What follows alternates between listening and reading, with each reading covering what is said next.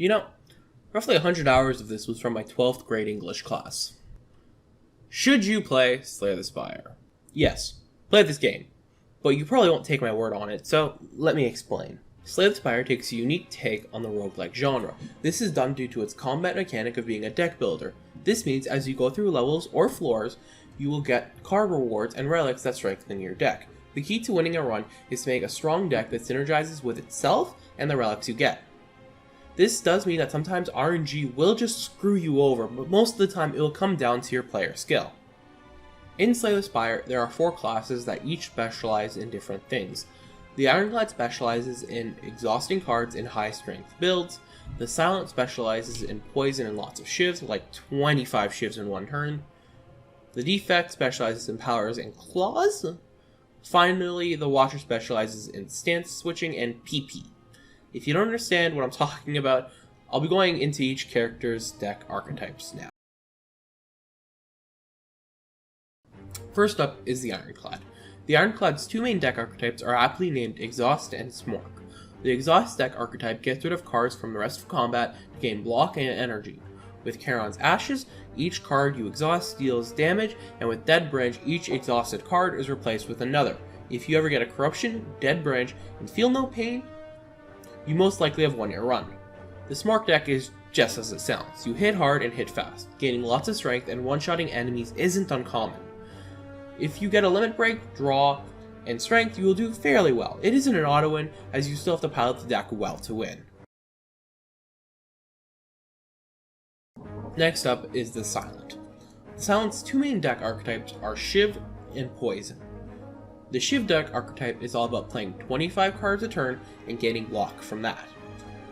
If you can get a Kunai, which is a relic that gives you dexterity whenever you play 3 attacks, and a Paper Fan, which gives you 4 block whenever you play 3 attacks, as well as an Accuracy, After Image, and Blade Dance, you should do very well. The Poison archetype is all about dealing damage at the end of your turn, getting a Catalyst and some Poison cards, and you should be good to go. There are some good relics that also synergize with Poison, such as Specimen and Snecko Skull. Third, we have the Defect. The Defect's 2 main decks are Power and Claw archetypes. The Power archetype is all about cycling through your deck to get the 10 powers you have in play. This is because these powers will give you a massive advantage in the fight. After an Echo Form, some focus, and Orb Generation, you're good to go. Now we have one of the most entertaining archetypes in the game, at least in my opinion, the Claw deck. Claw is a card that deals more damage the more you use it. This includes all versions of the card. Pretty much every relic works with this archetype. The best card to get is One for All, which brings back all 0-cost cards into your hand, which includes Claw. Finally, we have the Watcher. Before the Watcher came out, the Defect was the most complex class to play, but now the Watcher is. The stance switching mechanic of swapping between Wraith and Calm is very confusing, but it does allow you to deal more damage and gain some energy. Honestly, I just stumble my way through a run when I use this archetype. My brain is too small to comprehend this kind of deck. Now, on the other hand, the PP archetype is very easy to understand.